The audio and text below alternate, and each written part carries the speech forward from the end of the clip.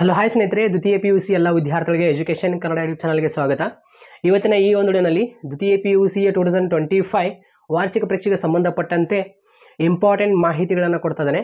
ನೀವು ಯಾವ ರೀತಿಯಲ್ಲಿ ಸ್ಕೋರ್ ಮಾಡ್ಕೋಬೇಕು ಮತ್ತು ಅದೇ ರೀತಿ ಯಾವ ರೀತಿಯಲ್ಲಿ ನಾವು ಒಂದು ಕರೆಕ್ಟಾಗಿ ಟೈಮ್ ಟೇಬಲ್ ಫಾಲೋ ಮಾಡ್ಕೊಂಡು ಹೇಗೆ ಅಭ್ಯಾಸ ಮಾಡ್ಕೋಬೇಕು, ಅಂದರೆ ಓವರಾಲ್ ಆಲ್ ಸಬ್ಜೆಕ್ಟ್ ಆಯಿತಾ, 6 ಸಬ್ಜೆಕ್ಟ್ ನಾವು ಹೇಗೆ ಅಭ್ಯಾಸ ಮಾಡಬೇಕು ಟೈಮ್ ಟೇಬಲ್ ಹಾಕೊಂಡು, ಮತ್ತು ಅದೇ ರೀತಿ ಮಾದರಿ ಪ್ರಶ್ನೆ ಪತ್ರಿಕೆ ಹೇಗೆ ಬರುತ್ತೆ 2025 ಹಲವಾರು ಪ್ರಶ್ನೆಗಳಿಗೆ ಹೇಗೆ ಆನ್ಸರ್ ಮಾಡಬೇಕು, ಅಂದರೆ ಹಲವಾರು ಪ್ರಶ್ನೆಗಳು ಹೇಗಿರುತ್ತೆ ಅಂದರೆ, ಫಾರ್ ಎಕ್ಸಾಂಪಲ್ ಇವಾಗ ಲಾಟ್ಸ್ ಕ್ವಶನ್ಸ್ಗಳು ಹಾಟ್ಸ್ ಕ್ವಶನ್ಸ್ಗಳು ಅಂತ ಇರುತ್ತೆ. ಆ ಲಾಟ್ಸ್ ಕ್ವಶನ್ಸ್ಗಳಿಗೆ ಮತ್ತು ಹಾಟ್ಸ್ ಕ್ವಶನ್ಸ್ಗಳಿಗೆ ಹೇಗೆ ಆನ್ಸರ್ ಮಾಡಬೇಕು ಆಯಿತಾ. ಹಲವಾರು ಪ್ರಶ್ನೆಗಳಿರುತ್ತೆ. ಇವಾಗ ನಿಮಗೆ 80 ಮಾರ್ಕ್ಸ್ಗೆ ಎಕ್ಸಾಮ್ ಏನು ನಡೆಸ್ತಾರೆ ನೋಡಿ, ಆ 80 ಮಾರ್ಕ್ಸ್ಗೆ ಎಕ್ಸಾಮ್ ಏನು ನಡೆಸ್ತಾರೆ ನೋಡಿ, ಅಲ್ಲಿ ಕ್ವಶನ್ಸ್ಗಳು ಬೇರೆ ಬೇರೆ ರೀತಿ ಹಲವಾರು ಕ್ವಶನ್ಸ್ಗಳು ನಿಮಗೆ ನೋಡೋಕ್ಕೆ ಸಿಗುತ್ತೆ ಆಯಿತಾ. ಸೊ ಡಿಫ್ರೆಂಟ್ ಕ್ವಶನ್ಸ್ಗಳು ನೋಡೋಕ್ಕೆ ಸಿಗುತ್ತೆ. ಸೊ ಯಾವ ಡಿಫ್ರೆಂಟ್ ಕ್ವಶನ್ಸ್ಗಳು, ಹಲವಾರು ಪ್ರಶ್ನೆಗಳು ಯಾವುದು ಇಂಪಾರ್ಟೆಂಟ್ ನಮಗೆ ಆಯಿತಾ, ಇವತ್ತಿನ ಈ ಒಂದು ವಿಡಿಯೋನಲ್ಲಿ ನಾವು ತಿಳಿದುಕೊಳ್ಳೋಣ. ಇದುವರೆಗೆ ನಮ್ಮ ಎಜುಕೇಷನ್ ಕನ್ನಡ ಯೂಟ್ಯೂಬ್ ಚಾನಲ್ಗೆ ಯಾರು ಸಬ್ಸ್ಕ್ರೈಬ್ ಆಗಿಲ್ಲ ಅಂದರೆ ಚಾನಲ್ಗೆ ಸಬ್ಸ್ಕ್ರೈಬ್ ಆಗಿರಿ, ಹಾಗೆ ಬೆಲೆ ಮೇಲೆ ಕ್ಲಿಕ್ ಮಾಡಿ, ಪ್ರತಿಯೊಂದು ವಿಡಿಯೋ ನಿಮಗೆ ತಪ್ಪದೆ ಬರುತ್ತೆ. 2025 ವಾರ್ಷಿಕ ಪರೀಕ್ಷೆಗೆ ಸಂಬಂಧಪಟ್ಟಂತೆ ಸ್ನೇಹಿತರೆ, ಆಲ್ರೆಡಿ ನಿಮಗೆ ಕರ್ನಾಟಕ ಶಾಲಾ ಪರೀಕ್ಷಾ ಮತ್ತು ಮೌಲ್ಯ ನಿರ್ಣಯ ಮಂಡಳಿಯವರು ಟೈಮ್ ಟೇಬಲ್ ರಿಲೀಸ್ ಮಾಡಿದ್ದಾರೆ. ಅದು ತಾತ್ಕಾಲಿಕ ಟೈಮ್ ಟೇಬಲ್ ಆಗಿರುತ್ತೆ. ಇದುವರೆಗೆ ಯಾವುದೇ ರೀತಿ ನಿಮಗೆ ಅಂತಿಮ ವೇಳಾಪಟ್ಟಿ ಕೊಟ್ಟಿಲ್ಲ, ವೇಟ್ ಮಾಡಿ. ಇವಾಗ ಮಾರ್ಚ್ 1ರಿಂದ ಮಾರ್ಚ್ ನಿಮಗೆ 19 ಟೈಮ್ ಟೇಬಲ್ ಕೊಟ್ಟಿದ್ದಾರೆ. ಇವಾಗ ತಾತ್ಕಾಲಿಕ ಟೈಮ್ ಟೇಬಲ್ ನಿಮಗೆ ಡಿಸೆಂಬರ್ ಕೊನೆ ವೀಕ್ನಲ್ಲಿ, ಅಂದರೆ ಜನವರಿ ಫಸ್ಟ್ ವೀಕ್ನಲ್ಲಿ ನಿಮಗೆ ಟೈಮ್ ಟೇಬಲ್ ಒಂದು ಅಂತಿಮ ಟೈಮ್ ಟೇಬಲ್ ನಿಮಗೆ ಕೊಡ್ತಾರೆ ಆಯಿತಾ. ಸೊ ಇಲ್ಲಿ ನೋಡಿ, ಇವಾಗ ವಾರ್ಷಿಕ ಪರೀಕ್ಷೆ 80 ಮಾರ್ಕ್ಸ್ಗೆ ನಿಮಗೆ ನಡೆಸಲಾಗುವುದು ಆಯಿತಾ. ಸೊ ಇದಷ್ಟು ನೆನಪಿಟ್ಕೊಳ್ಳಿ. ಅದು ಪ್ರೈವೇಟ್ಸ್ ವಿದ್ಯಾರ್ಥಿಗಳಾಗಿರ್ಬೋದು, ಇಲ್ಲಾಂದರೆ ರಿಪೀಟರ್ಸ್ ಆಗಿರ್ಬೋದು, ಇಲ್ಲಾಂದರೆ ಫ್ರೆಷರ್ಸ್ ಆಗಿರ್ಬೋದು, ಎಲ್ಲರಿಗೂ ಸೇಮ್ 80 ಮಾರ್ಕ್ಸ್ಗೆ ಆ್ಯನ್ಯುವಲ್ ಎಕ್ಸಾಮ್ ನಡೆಸಲಾಗುವುದು. ಇನ್ನು 20 ಮಾರ್ಕ್ಸ್ ಫ್ರೆಷರ್ಸ್ ಎಲ್ಲ ವಿದ್ಯಾರ್ಥಿಗಳು ಅಷ್ಟೇ ಆಂತರಿಕ ಅಂದರೆ ಇಂಟರ್ನಲ್ ಮಾರ್ಕ್ಸ್ಗಳು ಇರುತ್ತೆ. ಮತ್ತು ಅದೇ ರೀತಿ ಈ ಪ್ರೈವೇಟ್ ಹಾಗೂ ರಿಪೀಟರ್ಸ್ ಎಲ್ಲ ವಿದ್ಯಾರ್ಥಿಗಳಿಗೆ ಇರಲ್ಲ. ಆಲ್ರೆಡಿ ಯಾರಿಗೆಲ್ಲ ರಿಪೀಟರ್ಸ್ ವಿದ್ಯಾರ್ಥಿಗಳಿಗೆ ಇಂಟರ್ನಲ್ ಕೊಟ್ಟಿದ್ದಾರೆ ನೋಡಿ, ಅದೇ ಕನ್ಸಿಡರ್ ಆಗುತ್ತೆ ಈ ಬಾರಿ ಆ್ಯನ್ಯುವಲ್ ಎಕ್ಸಾಮ್ಗೆ ಆಯಿತಾ. ಸೊ ಅದು ಫಿಕ್ಸ್ ಇದ್ದೇ ಇರುತ್ತೆ, ಅದು ಚೇಂಜಸ್ ಆಗೋಲ್ಲ. ಸೊ ನೀವು ಥಿಯರಿಯಲ್ಲಿ ಎಷ್ಟು ತೆಗೆದುಕೊಳ್ತಿರಲ್ಲ ಅದರ ಮೇಲೆ ಅದು 35 ಕ್ರಾಸ್ ಆದರೆ ಅದು ನಿಮಗೆ ಪಾಸ್ ಮಾಡಲಾಗೋದು ಆ ಸಬ್ಜೆಕ್ಟ್. ಸೊ ಹೀಗೆ ಆಯಿತಾ. ಇವಾಗ ನಿಮಗೆ ಪಾಸಿಂಗ್ ಮಾರ್ಕ್ಸ್ ಎಷ್ಟಿದೆ ಅಂತ ಮೊದಲಿಗೆ ತಿಳಿದುಕೊಳ್ಳಿ ಆಯಿತಾ. ನಿಮ್ಮ ಇಂಟರ್ನಲ್ ಮಾರ್ಕ್ಸ್ ಕುಡಿಸಿ ನಿಮಗೆ 35 ಬರಬೇಕು ಸ್ನೇಹಿತರೆ, ಅಂದಾಗ ನೀವು ಪಾಸ್ ಆಗ್ತೀರಾ, ನೆನಪಿಟ್ಕೊಳ್ಳಿ ಆಯಿತಾ. ಅದು ಯಾವುದೇ ವಿದ್ಯಾರ್ಥಿ ಆಗಿರಬಹುದು, ಇಂಟರ್ನಲ್ ಕುಡಿಸಿ 35 ಆಗಿರಬೇಕು. ಪ್ರೈವೇಟ್ ಎಲ್ಲ ವಿದ್ಯಾರ್ಥಿಗಳಿಗೆ ಇಂಟರ್ನಲ್ ಇರಲ್ಲ, ಅವರು ಡೈರೆಕ್ಟಾಗಿ 35 ಅಂಕಗಳನ್ನು ಪಡೆದುಕೊಳ್ಳಬೇಕಾಗುತ್ತೆ ಪ್ರತಿಯೊಂದು ಈಚ್ ಸಬ್ಜೆಕ್ಟ್ನಲ್ಲಿ ಆಯಿತಾ. ಸೊ ಇವಾಗ ಹಲವಾರು ಪ್ರಶ್ನೆಗಳು ಯಾವ ರೀತಿಯಲ್ಲಿ ಇರುತ್ತೆ ಅಂದರೆ, ಇವಾಗ ಮಾದರಿ ಪ್ರಶ್ನೆ ಪತ್ರಿಕೆ 1 ಮತ್ತು 2 ಮತ್ತು 3ರಲ್ಲಿ ನಿಮಗೆ ಕ್ವಶನ್ಸ್ಗಳದಾವೆ. ಅಲ್ಲಿ ಕ್ವಶನ್ಸ್ಗಳು ಯಾವ ರೀತಿಯಲ್ಲಿ ಬಂದಿದೆ ಆಲ್ರೆಡಿ ನಾನು ಅನಲೈಸ್ ಮಾಡಿ ಕೀ ಆನ್ಸರ್ ಕೂಡ ಮಾಡಿದ್ದೇನೆ, ಯಾವುದು ಇಂಪಾರ್ಟೆಂಟ್ ಯಾವುದಿಲ್ಲ ಅಂತ. ನೀವು ಪ್ಲೇಲಿಸ್ಟ್ನಲ್ಲಿ ಹೋಗಿ ನೋಡಿದಾರ ಅಂತ ಅನ್ಕೊಂತೀನಿ. ಅಲ್ಲಿ ಎಲ್ಲ ಸಬ್ಜೆಕ್ಟ್ದು ನಾನು ಕೀ ಆನ್ಸರ್ ಮಾಡಿ ಇಟ್ಟಿದ್ದೇನೆ ವಿಡಿಯೋಗಳು ಆಯಿತಾ. ಅಂದರೆ ಮಾದರಿ ಪ್ರಶ್ನೆ ಪತ್ರಿಕೆ 1, 2 ಮತ್ತು 3 ಕೂಡ ಕೀ ಆನ್ಸರ್ ಮಾಡಿದ್ದೇನೆ.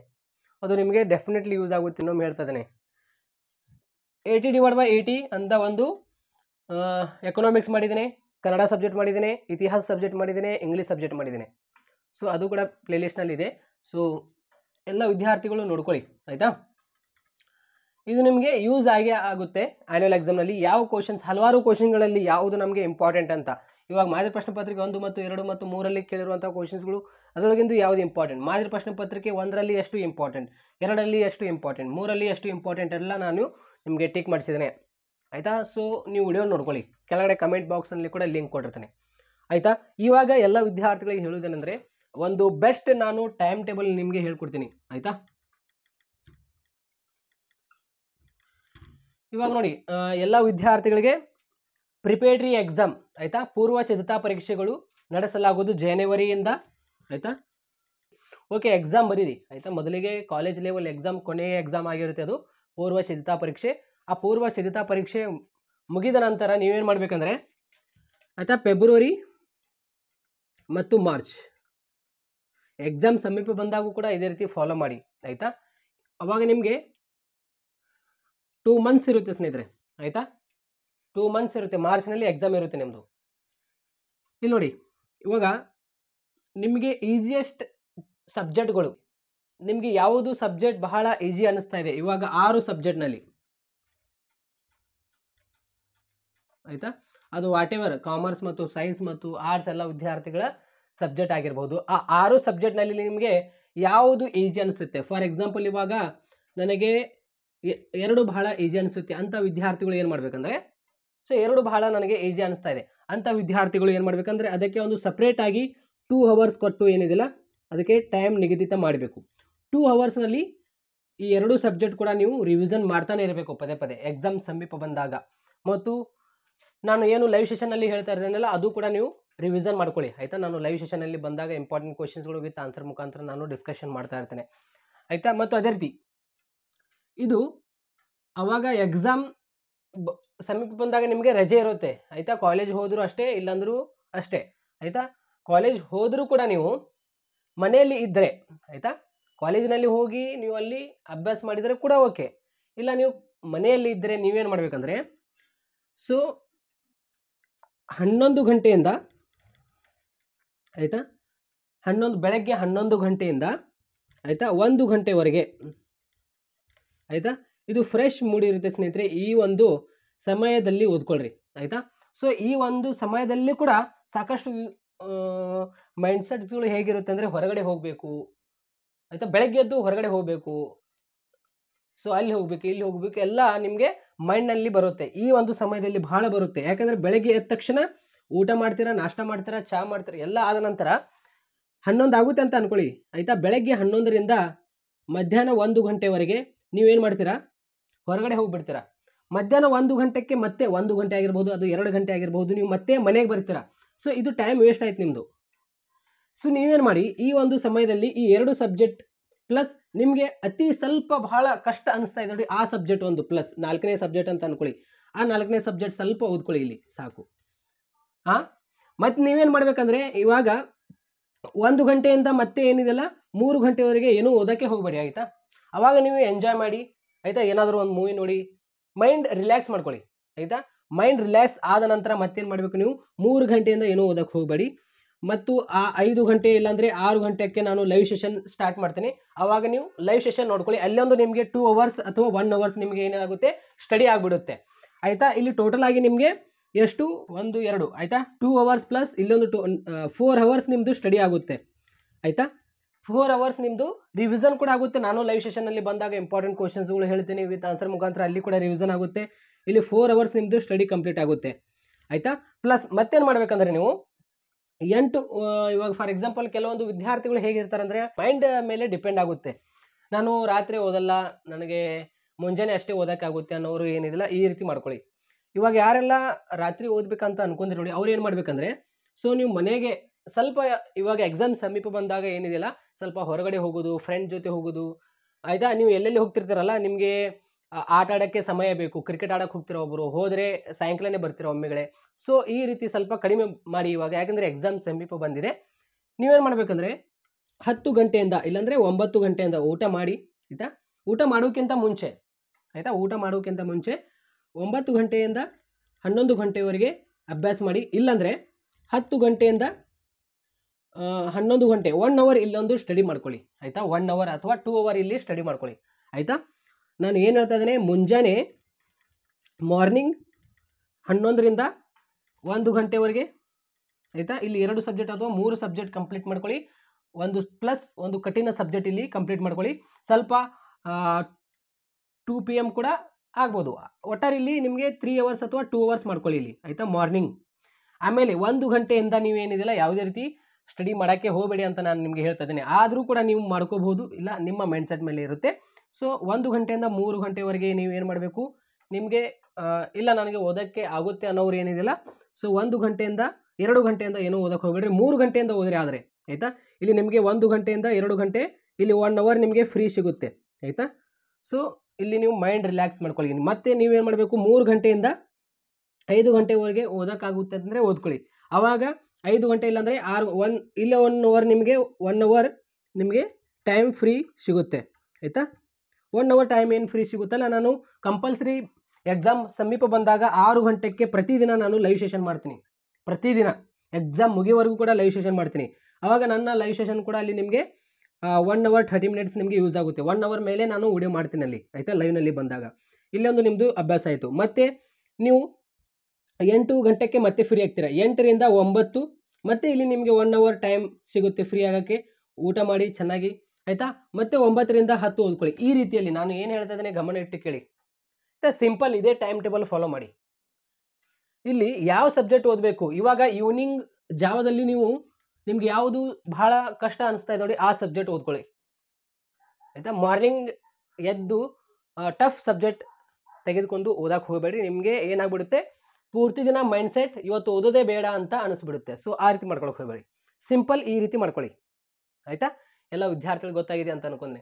ಮತ್ತು ಮಾದರಿ ಪ್ರಶ್ನೆ ಪತ್ರಿಕೆ 2025 ಆ್ಯನ್ಯಲ್ ಎಕ್ಸಾಮ್ನಲ್ಲಿ ನಿಮಗೆ ಆ್ಯನ್ಯಲ್ ಕ್ವಶನ್ ಪೇಪರ್ 80/80 ಅಂದರೆ 80 ಮಾರ್ಕ್ಸ್ಗೆ ಬರುತ್ತೆ. 3 ಗಂಟೆ ನಿಮಗೆ ಸಮಯ ಇರುತ್ತೆ ಎಕ್ಸಾಮ್ ಬರೆಯಲು. 3 ಗಂಟೆ 15 ನಿಮಿಷ ಇತ್ತು ಮೊದಲೆಲ್ಲ, ಇವಾಗ 15 ನಿಮಿಷ ನಿಮಗೆ ರೆಡ್ಯೂಸ್ ಮಾಡಿದ್ದಾರೆ.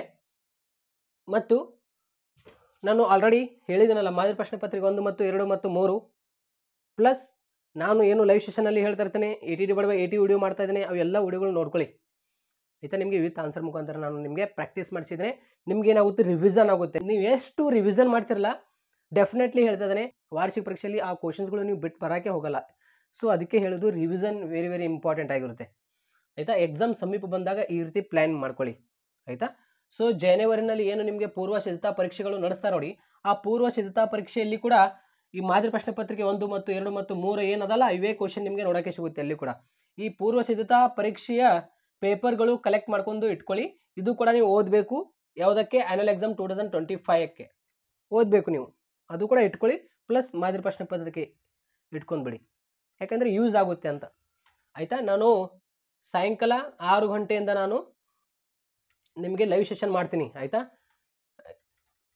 ಲೈವ್ ಸೆಷನ್ ನಾನು ಮಾಡ್ತೀನಿ ಯೂಟ್ಯೂಬ್ನಲ್ಲಿ, ನೀವು ಅಲ್ಲಿ ಕೂಡ ಬಂದು ಜಾಯ್ನ್ ಆಗಿರಿ. ನನ್ನ ಜೊತೆ ಮಾತಾಡಿ ಏನು ನಿಮಗೆ ಪ್ರಾಬ್ಲಮ್ ಆಗ್ತಾ ಇದೆ, ನನಗೆ ಓದೋಕ್ಕೆ ಆಗ್ತಾ ಇದೆಯೋ ಅಥವಾ ಇಲ್ವಾ ಅಂತ ನನ್ನ ಕಡೆ ನೀವು ಶೇರ್ ಮಾಡ್ಕೊಳ್ಳಿ ಆಯಿತಾ. ಮತ್ತು ಅದೇ ರೀತಿ ಇವಾಗ ಯಾವುದೇ ಒಂದು ಪ್ರಶ್ನೆ ಕೇಳಿದಾಗ ಓನ್ ಆಗಿ ಆನ್ಸರ್ ಮಾಡಬಹುದು ಆಯಿತಾ. ಓನ್ ಆಗಿ ಆನ್ಸರ್ ಮಾಡಿ. ಬಟ್ ಇವಾಗ ಯಾವುದೇ ಒಂದು ಪ್ರಶ್ನೆ ಕೇಳಿದಾರೆ ಅಂದರೆ ಅದಕ್ಕೆ ಸ್ವಲ್ಪ ರಿಲೇಟೆಡ್ ಆನ್ಸರ್ ಮಾಡಿ ಸಾಕು. ಮತ್ತು ಇನ್ನೊಂದೇನು, ಇವಾಗ ಪೊಲಿಟಿಕಲ್ ಸೈನ್ಸ್ನಲ್ಲಿ ಆಗಿರ್ಬೋದು ಮತ್ತು ಸೊಸೈಲಜಿನಲ್ಲಿ ಆಗಿರ್ಬೋದು, ಬಿಸ್ನೆಸ್ ಸ್ಟಡೀಸ್ನಲ್ಲಿ ಆಗಿರ್ಬೋದು ಆಯಿತಾ, ಕೆಲವೊಂದು ಸಬ್ಜೆಕ್ಟ್ ಇರುತ್ತೆ. ಆ ಸಬ್ಜೆಕ್ಟ್ನಲ್ಲಿ ಕಂಪಲ್ಸರಿ ನೀವು ಪಾಯಿಂಟ್ಸ್ಗಳನ್ನು ಹಾಕಿ ಎಕ್ಸ್ಪ್ಲೇಷನ್ ಮಾಡಬೇಕು. ಪಾಯಿಂಟ್ಸ್ಗಳು ಅಂದರೆ ಏನು, ಇವಾಗ ಫಾರ್ ಎಕ್ಸಾಂಪಲ್ ಯಾವುದೇ ಒಂದು ಪ್ರಶ್ನೆ ಕೇಳಿದಾರ ಅಂತ ಅನ್ಕೊಳ್ಳಿ. ಸೊ ಪ್ರಶ್ನೆಗಳಲ್ಲಿ ಪಾಯಿಂಟ್ಸ್ಗಳು ಏನು ಬರುತ್ತಿಲ್ಲ, ಆ ಪಾಯಿಂಟ್ಸ್ಗಳು ವೆರಿ ವೆರಿ ಇಂಪಾರ್ಟೆಂಟ್ ಆಗಿರುತ್ತೆ ಸ್ನೇಹಿತರೆ. ಪಾಯಿಂಟ್ಸ್ಗಳು ಹಾಕಬೇಕು, ಓನ್ ಆಗಿ ಆನ್ಸರ್ ಮಾಡಿ ಆಯಿತಾ. ಬಟ್ ರಿಲೇಟೆಡ್ ಆನ್ಸರ್ ಮಾಡಿ ಸಾಕು, ಡೆಫಿನೆಟ್ಲಿ ನಿಮಗೆ ಮಾರ್ಕ್ಸ್ಗಳು ಕೊಡ್ತಾರೆ. ಮತ್ತು ಇಂಗ್ಲೀಷ್ ಗ್ರಾಮರ್ ನಾನು ನಿಮಗೆ ಹೇಳ್ಕೊಡ್ತೀನಿ, ಅದರ ಬಗ್ಗೆ ಏನೂ ವರಿ ಮಾಡ್ಕೊಳಕ್ಕೆ ಹೋಗಬೇಡಿ. ನಾನು ಇಂಗ್ಲೀಷ್ ಗ್ರಾಮರ್ ನಿಮಗೆ ಈಸಿ ಟ್ರಿಕ್ಸ್ ಹೇಳ್ಕೊಡ್ತೀನಿ ಆಯಿತಾ. ಎಕ್ಸಾಮ್ ಸಮೀಪ ಬಂದಾಗ ಒಂದೊಂದು ಪ್ರಶ್ನೆ ನಾನು ನಿಮಗೆ ಹೇಳ್ಕೊಡ್ತೀನಿ ಹೇಗೆ ಆನ್ಸರ್ ಮಾಡಬೇಕು ಅಂತ. ಸೊ ಅದಕ್ಕೆ ಚಾನಲ್ಗೆ ಸಬ್ಸ್ಕ್ರೈಬ್ ಮಾಡ್ಕೊಳ್ಳಿ. ಮತ್ತು ಆಲ್ರೆಡಿ ನಾನು ಸಮ್ರಿ ನಿಮಗೆ ಸೆಂಡ್ ಮಾಡಿದ್ದೇನೆ PDF ಟೆಲಿಗ್ರಾಮ್ನಲ್ಲಿ. ಸೊ ಎಲ್ಲ ವಿದ್ಯಾರ್ಥಿಗಳು ಅಲ್ಲಿ ಫೈಲ್ ಅಂತ ಆಪ್ಷನಲ್ಲಿ ಹೋಗಿ ನೋಡ್ಕೊಳ್ಳಿ. ಇಲ್ಲಾಂದರೆ ನಿಮ್ಮ ಹತ್ರ PDF ಇದ್ದರೆ ಓದ್ಕೊಳ್ಳಿ ಆಯಿತಾ. ಸಮ್ರಿ PDF ಆಯಿತಾ. ನೀವು ನೆಟ್ನಲ್ಲಿ ಹೋಗಿ ಸೆಕೆಂಡ್ PUC ಇಂಗ್ಲೀಷ್ ಸಮ್ರಿ PDF ಅಂತ ನೀವು ಟೈಪ್ ಮಾಡಿದರೆ ಅಲ್ಲಿ ನಿಮಗೆ ಸಾಕಷ್ಟು PDFಸ್ಗಳು ಬರುತ್ತೆ. ಸೊ ಯಾವುದು ನಿಮಗೆ ಈಸಿ ಅನಿಸುತ್ತೆ ಅಲ್ಲಿ ನೀವು ಡೌನ್ಲೋಡ್ ಮಾಡ್ಕೋಬಹುದು. ಇಲ್ಲಾಂದರೆ ನಾನು ಟೆಲಿಗ್ರಾಮ್ನಲ್ಲಿ ನಾನು ಕ್ರಿಯೇಟ್ ಮಾಡಿದ PDF ಕೂಡ ನಾನು ಅಲ್ಲಿ ಹಾಕಿದ್ದೇನೆ ಟೆಲಿಗ್ರಾಮ್ನಲ್ಲಿ. ಸೊ ಹೋಗಿ ನೋಡ್ಕೊಳ್ಳಿ ಆಯಿತಾ. ನಿಮಗೆ ಯೂಸ್ ಆಗುತ್ತೆ ಆಯಿತಾ ಸಮ್ರಿ ಕೂಡ. ಯಾಕೆಂದರೆ ಅಲ್ಲಿ ನಿಮಗೆ 4 ಮಾರ್ಕ್ಸ್ ಮತ್ತು 3 ಮಾರ್ಕ್ಸ್ ಮತ್ತು 2 ಮಾರ್ಕ್ಸ್ನಲ್ಲಿ ಕೂಡ ಯೂಸ್ ಆಗುತ್ತೆ ಆಯಿತಾ. 3 ಮಾರ್ಕ್ಸ್ ಮತ್ತು 4 ಮಾರ್ಕ್ಸ್ನಲ್ಲಿ ಬಹಳಷ್ಟು ಯೂಸ್ ಆಗುತ್ತೆ ಅಂತ. ಸೊ 4 ಮಾರ್ಕ್ಸ್ನಲ್ಲಿ ಸಮ್ರಿನೇ ಬರೀರಿ. 3 ಮಾರ್ಕ್ಸ್ ಮತ್ತು 2 ಮಾರ್ಕ್ಸ್ ನಾನು ನಿಮಗೆ ಇಂಪಾರ್ಟೆಂಟ್ ಕ್ವಶನ್ಸ್ಗಳು ಆಲ್ರೆಡಿ ಹೇಳಿದ್ದೇನೆ ಆಯಿತಾ. ಸೊ ಏನು 80/80 ಏನು ವಿಡಿಯೋ ಮಾಡಿದ್ದೀನಲ್ಲ, ಪ್ಲೇಲಿಸ್ಟ್ನಲ್ಲಿ ಹೋಗಿ ನೋಡಿ ಅಂತ ಹೇಳಿದೆ ನಾನು ನಿಮಗೆ. ಅಲ್ಲಿ ಹೋಗಿ ನೋಡ್ಕೊಳ್ಳಿ, ನಿಮಗೆ ವಿಡಿಯೋ ಸಿಗುತ್ತೆ ಆಯಿತಾ. ಸೊ ಎಲ್ಲ ವಿದ್ಯಾರ್ಥಿಗಳಿಗೆ ಹೇಳೋದೇನೆಂದರೆ ಈ ರೀತಿ ಫಾಲೋ ಮಾಡ್ಕೊಳ್ಳಿ, ಅಭ್ಯಾಸ ಮಾಡ್ಕೊಳ್ಳಿ ಆಯಿತಾ. ಯಾವುದೇ ರೀತಿ ಟೆನ್ಷನ್ ಬೇಡ. ಎಕ್ಸಾಮ್ ಸಮೀಪ ಬಂದಾಗ ಈ ರೀತಿ ನಿಮಗೆ ಏನಾಗುತ್ತೆ, ಬಹಳ ಟೆನ್ಷನ್ ಆಗ್ತಾ ಇರುತ್ತೆ, ಯಾವುದು ಓದಬೇಕು ಯಾವುದು ಇಲ್ಲ ಅಂತ. ನೀವು ಏನು ಟೆನ್ಷನ್ ಮಾಡ್ಕೊಳಕ್ಕೆ ಹೋಗಬೇಡ್ರಿ, ನಾನು ಇದ್ದೀನಿ ನಿಮ್ಮ ಜೊತೆ. ನೀವು ಎಲ್ಲಿವರೆಗೆ ಸ್ವಲ್ಪ ಕನೆಕ್ಟ್ ಆಗಿರಲ್ಲ ನೋಡಿ, ಸ್ವಲ್ಪ ನಿಮಗೆ ಬಹಳಷ್ಟು ಕಷ್ಟ ಆಗಿಬಿಡುತ್ತೆ. ಸ್ವಲ್ಪ ಹೊರಗಡೆ ಹೋಗೋದು, ಫ್ರೆಂಡ್ ಜೊತೆ ಇರೋದು ಅವೆಲ್ಲ ಸ್ವಲ್ಪ ಕಡಿಮೆ ಮಾಡಿ, ಸ್ವಲ್ಪ ಫೋಕಸ್ ಮಾಡಿ. ನಾನು ಹೇಳಿದ್ದೀನಲ್ಲ ಟೈಮ್ ಟೇಬಲ್, ಈ ಒಂದು ಟೈಮ್ ಸ್ವಲ್ಪ ಫೋಕಸ್ ಮಾಡ್ಕೊಳ್ಳಿ ಆಯಿತಾ. ಈ ಒಂದು ಟೈಮ್ ಮೇಲೆ ಫೋಕಸ್ ಮಾಡಿ ಸ್ವಲ್ಪ ಓದ್ಕೊಳ್ಳಿ ಆಯಿತಾ. ಹೊರಗಡೆ ಹೋಗೋದು ಫ್ರೆಂಡ್ಸ್ ಜೊತೆ ಹೋದರೆ ಸಾಯಂಕಾಲ ಬಂದುಬಿಡ್ತೀರ ಮನೆಗೆ. 11ರಿಂದ ಹೊರಗಡೆ ಬಿದ್ದರೆ ಒಮ್ಮೆಗಳೇ ನೀವು 6 ಗಂಟೆಗೆ ಇಲ್ಲಾಂದರೆ 8 ಗಂಟೆಗೆ ಬರೋರು ಭಾಳ ಜನ ಇದ್ದಾರೆ. ಸೊ ಆ ರೀತಿ ಸ್ವಲ್ಪ ಕಡಿಮೆ ಆಗಬೇಕು ಅಂದಾಗ ಸ್ವಲ್ಪ ರಿಸಲ್ಟ್ ಕೂಡ ಆಗುತ್ತೆ. ಕೆಲವರು ಇರ್ತಾರೆ ಏನು ನಾನು ಓದಲ್ಲ ಅಂದರೆ ಎಕ್ಸಾಮ್ ಸಮೀಪ ಬಂದಾಗ ಒಂದು 1 ಮಂತ್ ಅಥವಾ 2 ವೀಕ್ಸ್ನಲ್ಲಿ ಓದ್ತೀನಿ, ನಾನು ಆರಾಮಾಗಿ ಪಾಸ್ ಆಗ್ತೀನಿ ಅನ್ನೋರು ಕೂಡ ಆಗಬಹುದು, ಅದರೊಳಗೆ ಏನಿಲ್ಲ. ಅವರ ಮೈಂಡ್ ಸೆಟ್ ಮೇಲೆ ಇರುತ್ತೆ. ಯಾಕೆಂದರೆ ಇವಾಗ ನಾನು ಹೇಳಿದ್ದು ನಿಮಗೆ ಅದು ಈಸಿ ಅನಿಸ್ತಿರ್ಬೋದು, ಯಾಕೆಂದರೆ ಆ ರೀತಿ ನೀವು ಮೈಂಡ್ನಲ್ಲಿ ತೆಗೆದುಕೊಳ್ಳೋಕೆ ಹೋಗಬೇಡ್ರಿ. ಒಬ್ಬರು ಇರ್ತಾರೆ ಆಯಿತಾ, ಅವರ ವಿಷಯ ಬೇರೆ. ಬಟ್ ಯಾವುದೇ ರೀತಿ ಡಿಪೆಂಡ್ ಆಗಕ್ಕೆ ಹೋಗಬೇಡ್ರಿ. ಅಂದರೆ ಎಕ್ಸಾಮ್ ಬಹಳ ಈಸಿಯಾಗಿ ಬರುತ್ತೆ ಆಯಿತಾ. ಈಸಿ ಕ್ವಶನ್ ನೀವು ಆನ್ಸರ್ ಮಾಡಲ್ಲ ಅಲ್ಲಿ, ನಾ ಹೇಳ್ತೀನಿ ಆ ರೀತಿ ಆಗುತ್ತೆ ನಿಮಗೆ. ಸೊ ಅದಕ್ಕೆ ಯಾವುದೇ ರೀತಿ ಎಕ್ಸ್ಪೆಕ್ಟೇಷನ್ ಇಟ್ಕೊಳಕ್ಕೆ ಹೋಗಬೇಡಿ. ಅಂದರೆ ಈ ರೀತಿ ಆಗುತ್ತೆ, ಆರಾಮಾಗಿ ನಾನು ಬರಿತೀನಿ ಬಿಡಿ ಅಂದರೆ ನೆಗ್ಲೆಕ್ಟ್ ಮಾಡೋಕ್ಕೆ ಹೋಗಬೇಡಿ. ಬಿಡಿ ಅಂತ ನೆಗ್ಲೆಕ್ಟ್ ಮಾಡೋಕ್ಕೆ ಹೋಗಬೇಡಿ ಆಯಿತಾ. ನಾನು ಏನು ಹೇಳ್ತಾ ಇದ್ದೀನಿ ಅಂತ ನಿಮ್ಗೆ ಗೊತ್ತಾಗಿದೆ. ಸೊ ನೆಗ್ಲೆಕ್ಟ್ ಮಾಡೋಕ್ಕೆ ಹೋಗಬೇಡ್ರಿ, ಎಕ್ಸಾಮ್ ಸಮೀಪ ಬರ್ತಾ ಇದೆ. ಸೊ ಎಲ್ಲ ವಿದ್ಯಾರ್ಥಿಗಳಿಗೆ ಒಂದೊಳ್ಳೆ ಶೇರ್ ಮಾಡಿ. All the best. Thank you so much.